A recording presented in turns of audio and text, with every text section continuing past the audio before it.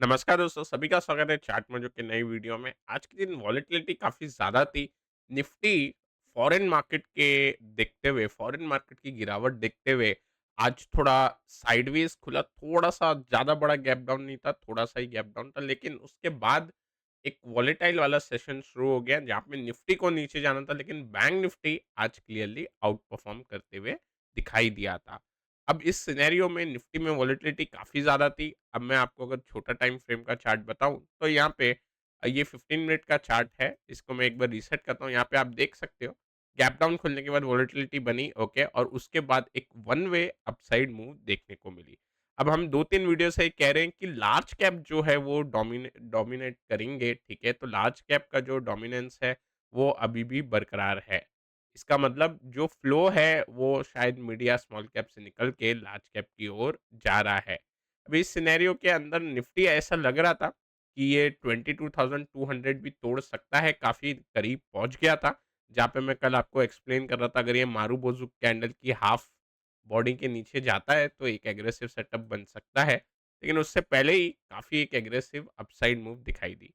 अब इसमें bank Nifty की अगर हम बात करें, फाइनली ये जो गैप था वो फिल हो गया। काफ़ी टाइम से हम ये भी कह रहे थे कि एक जो गैप अनफिल्ड है ऊपर की तरफ, वो शायद फिल हो सकता है।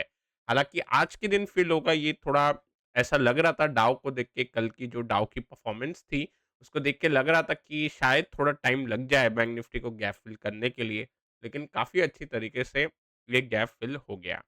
अभी आने वाले सेशन में बैंक निफ्टी को इम्पोर्टेंट जो रेजिस्टेंस आएगा 48,500 से 48,600 के लेवल में आएगा। इसका आप नोट कर लीजिए, 48,500 से लेके 48,600 का इम्पोर्टेंट हर्डल, वो जाने के बाद आई थिंक बैंक निफ्टी भी फिर 50,000 के एक साइकोलॉजिकल लेवल के लिए तैयार हो जाएगा। निफ्टी की बात करते हैं अब लेवल्स की, आने वाले सेशन के लिए क्या क्या प्ले बनाया जा सकता है। सबसे पहले दोस्तों, आने वाले जो फ्राइडे है उस पे एक हॉलिडे है, ठीक है? महाशिवरात्रि की वजह से मार्केट बंद रहेंगे। उस कारण से कल का जो दिन होगा, एक तो एक्सपायरी वाला दिन, ऊपर से 3 दिन की हॉलिडे हो जाएगी मार्केट की, जहाँ पे हम मंडे को खुलेंगे। और आज अ, अमेरिका में पॉवेल के कमेंट्स आने वाले हैं, ठीक है? तो उस पे भी थोड़ा वहाँ पे निकल के आ सकता है एक रेट रिगार्डिंग डेटा। अभी हालाँकि सब जो मीडिया में स्पेकुलेशन चल रही है कि जून से पहले रेट कट नहीं होगा, और जून से पहले रेट कट होता है तो थोड़ा सरप्राइज़िंग हो जाएगा। बट जून के बाद ही रेट कट होगा, ऐसा मेजॉरिटी एक्सपेक्ट कर रहे हैं। अब आज के जो कमेंट्स रहेंगे उससे और क्लैरिटी मिलेगी। अब ये हमको नहीं पता कि डाउ किस तरीके से बिहेव करेगा, लेकिन हमें ये पता है कि अब निफ्टी ने अपनी 3 दिन की जो रेंज थी, ठीक है? ये जो 3 दिन की छोटी कैंडल बन के जो रेंज बन रही थी, उसको एनगल्फ कर लिया है और अपने हाई लेवल पे जाके क्लोज़ दे दिया है। अब आने वाले सेशन के लिए एक क्लियर कट लेवल 22,500 के ऊपर खुलता है निफ्टी, ठीक है? तो एक 22,600 और उसके बाद 22,680, ये 2 लेवल मैं एक्सपेक्ट कर सकता हूँ। उसके और अगर ऊपर जाता है, तो आपको ये जो चैनल का रेजिस्टेंस है, ये आपको तोड़ते हुए दिखाई दे जाएगा। अब कल ये जो चैनल का रेजिस्टेंस है, वो लगभग अगर हम ये लाइन ड्रॉ करें, तो आपको आ जाएगा 22,700 के अराउंड। बट 22,680 हम एज़ अ फाइनल लेवल रखेंगे। अब ये 2280 अगर ये टूट गया, 22,700 अगर ब्रीच हो जाता है आने वाले सेशन में, तो फिर ये भी 23,000 की ओर बढ़ सकता है। अब डाउनसाइड की क्या पॉसिबिलिटी निकल के आ रही है? अब डाउनसाइड के लिए आज का लो इम्पोर्टेंट है। मेरे हिसाब से वही हमारा जो लेवल था कल जो डिस्कस कर रहे थे, 22,200, ये अगर ब्रीच होता है तो यहाँ पे अपॉर्च्युनिटी बनेगी 22,000 तक की एक बार डाउन मूव के लिए।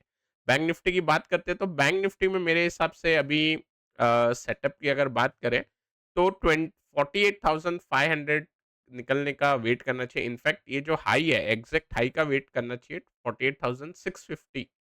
इस लेवल के निकलने के बाद ही कुछ अपसाइड की मूव रहनी चाहिए। तो एक बार के लिए हम बैंक निफ्टी के लिए ये मंडे के सेशन पे ज़्यादा फ़ोकस करेंगे, क्योंकि अब 3 डेज़ की हॉलिडे की वजह से यहाँ पे एक जो वन वे मूव मिली है, वो हर्डल बन जाएगा जो ऊपर का रेजिस्टेंस है, ठीक है?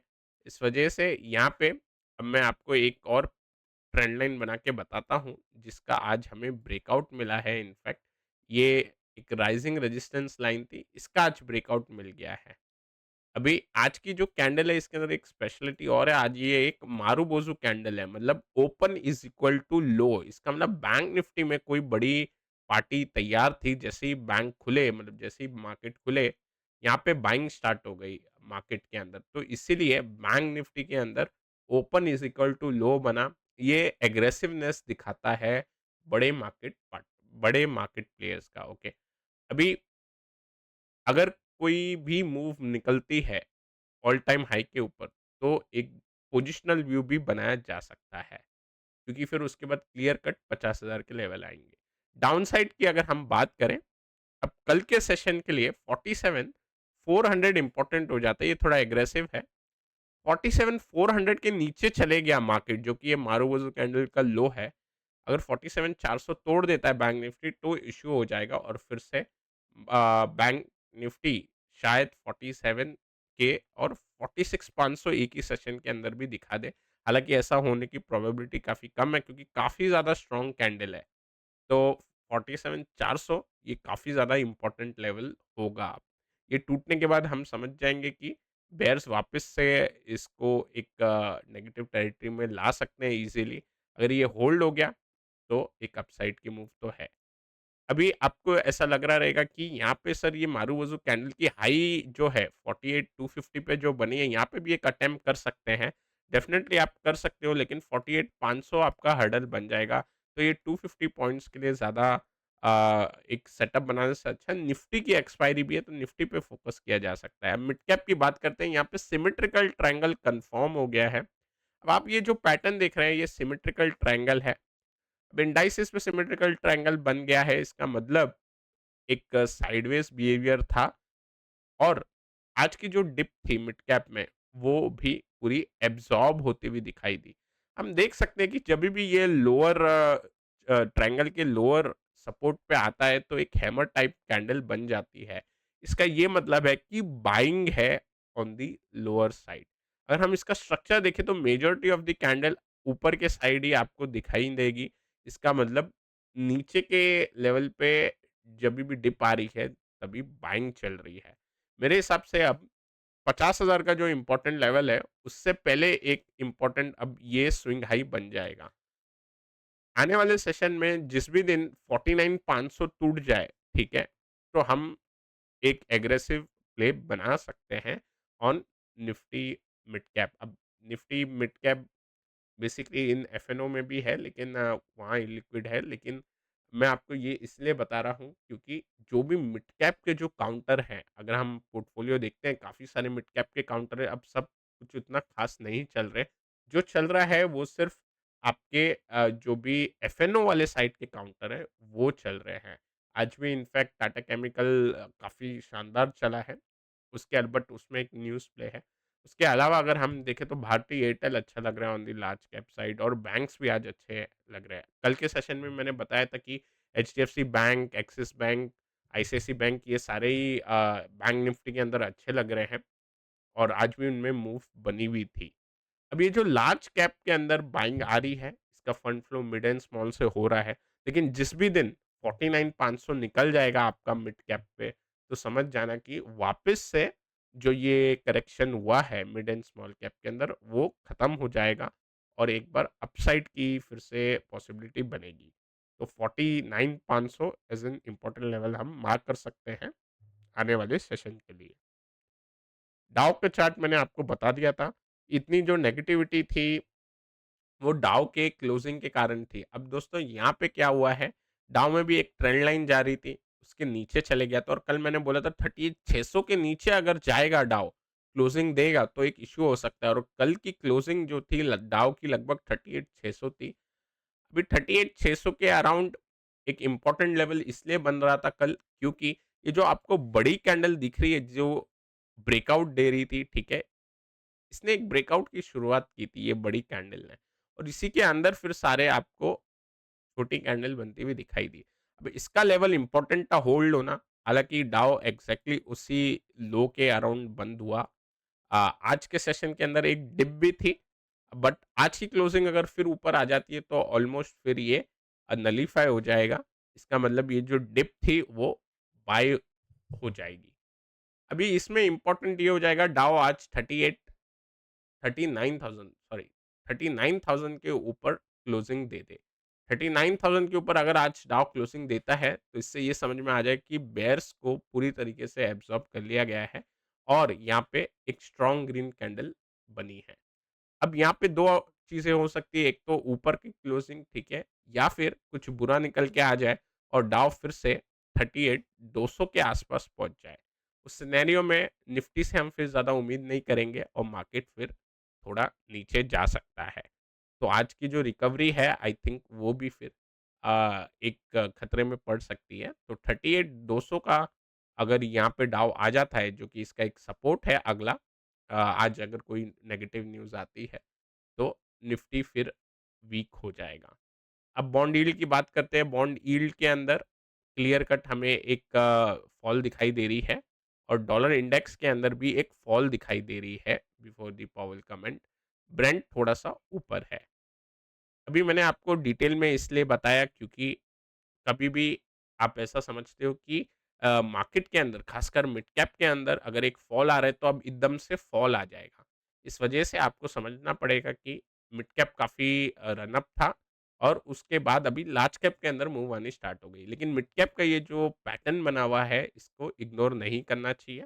और निफ्टी और बैंक खासकर निफ्टी के अंदर भी अगर फॉल बनती है तो अभी भी स्ट्रक्चर जो है वो खराब नहीं हुआ है निफ्टी का। अगर आप देखोगे तो हम एक higher high higher low trading कर रहे हैं, ठीक है? मतलब हायर हाई हायर लो के फॉर्म में एक अप ट्रेंड बना रहे हैं। तो इससे एक स्ट्रेंथ पता चलती है। 1-2 दिन नीचे गिरने की वजह से हमें इतना ज़्यादा डरना नहीं चाहिए।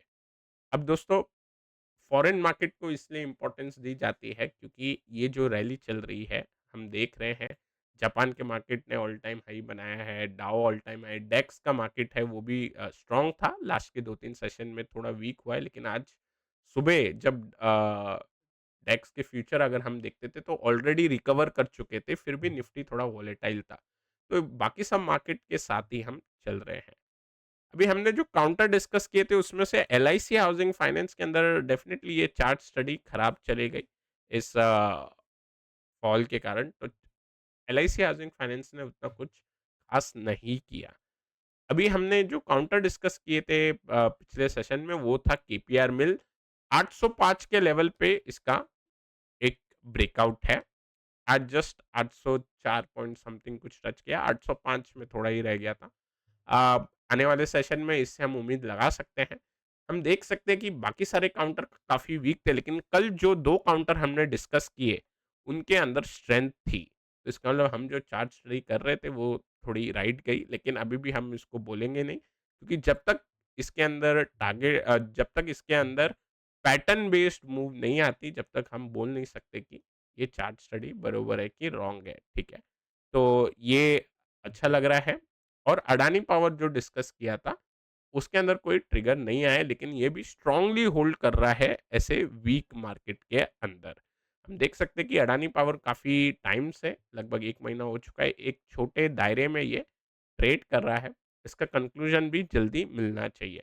अब मैंने कोई नया कैश काउंटर निकाला नहीं है आने वाले सेशन के लिए। 3 दिन की छुट्टी भी है, तो हम मंडे की जो स्टडी करेंगे, मंडे के लिए जो स्टडी करेंगे, उसके ऊपर ज़्यादा अच्छे से फोकस कर पाएँगे। अभी मैं चाहता हूँ कि आप लोग ये वीडियो जो देख रहे हो अपनी चार्ट स्टडी कमेंट में लिखिए। आप लिख सकते हो कि sir I am finding this pattern on this chart, ठीक है? तो जैसे हमने लास्ट हफ्ते किया था उसी तरीके से इस हफ्ते के अंदर भी हम सिमिलर चार्ट को देखेंगे और मैं आपके चार्ट रैंडमली पिक करूँगा और उसके अंदर देखेंगे कि आपने जो पैटर्न मेंशन किया है, जो स्टडी मेंशन की है, वो टेक्निकल एनालिसिस के जो फ्रेमवर्क या रूल्स हैं उसके अंदर बरोबर बैठती है कि नहीं बैठती। ओके? तो आप मैं उम्मीद करता हूँ आप डेफ़िनेटली वो चीज़ करेंगे। अब एक काउंटर निकाला है एफएनओ से जो कि एक डबल बॉटम बनाते हुए दिखाई दिया है। अभी एचडीएफसी लाइफ की बात करते हैं, ये थोड़ा इंटरेस्टिंग सेटअप लग रहा है यहाँ पे। इसकी बात करते हैं, यहाँ पे एक डबल बॉटम बना हुआ है। अब इस डबल बॉटम का ब्रेकआउट जो है वो आपको आते हुए दिखाई देगा एट 621। 621 का लेवल इम्पोर्टेंट है। ये 621 इसलिए इम्पोर्टेंट है, हमने पास्ट में इस काउंटर पे देखा है कि ये एक सपोर्ट बना हुआ था। ओके, 617 से लेके 621 का ये जो लेवल है, 3-4 पॉइंट का ये जो रेंज है, ये एक सपोर्ट का काम करती थी।